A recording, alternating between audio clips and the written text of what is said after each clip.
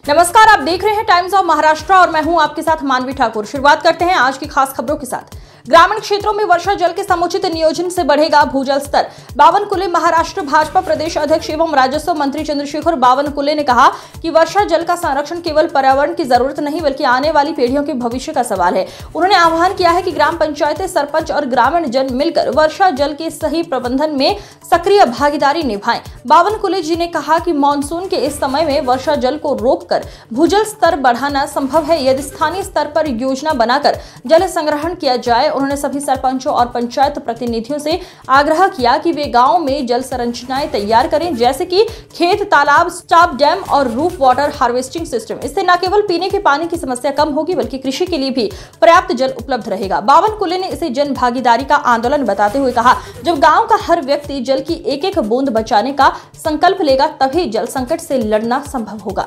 आज या देशाचं नेतृत्व राष्ट्रपती म्हणून देखील एक आदिवासी महिला आमच्या श्रीमती द्रौपदी मुर्मू करता आहेत। हे बदलणाऱ्या भारताचं चित्र आज आपल्याला पाहायला मिळतं आहे। आपल्याला माहिती आहे, धरती आबा म्हणजे भगवान बिरसा मुंडा। भगवान बिरसा मुंडांना धरती आबा म्हटलं जातं।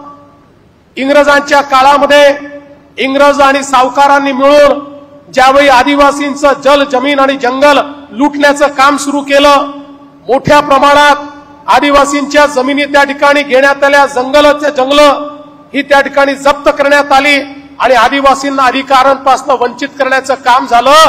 त्यावेळी भगवान बिरसा मुंडा यांनी एक प्रकारे अवतार घेतला आणि ज्या प्रकारचा मुकाबला केला असं सांगतात की इंग्रजी शासनाला त्या काळामध्ये जळी, स्थळी, काष्टी, पाषाणी फक्त भगवान बिरसा मुंडा दिसायचे।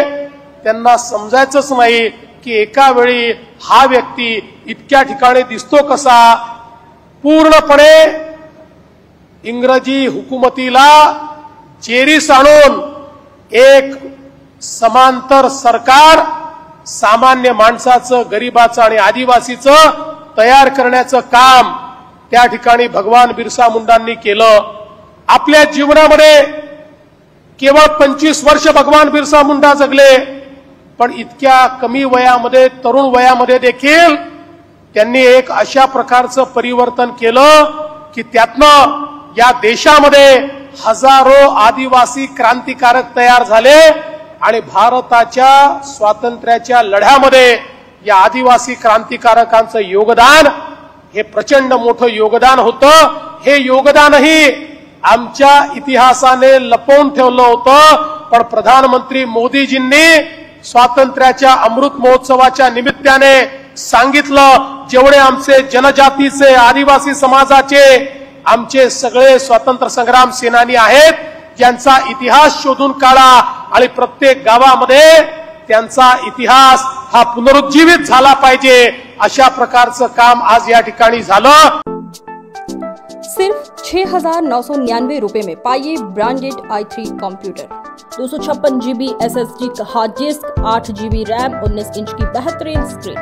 काम, पढ़ाई या मनोरंजन सबके लिए परफेक्ट सिस्टम। और पाइए साथ में mouse, keyboard free. Limited period offer. जल्द कॉल करें और अपना कंप्यूटर बुक करें।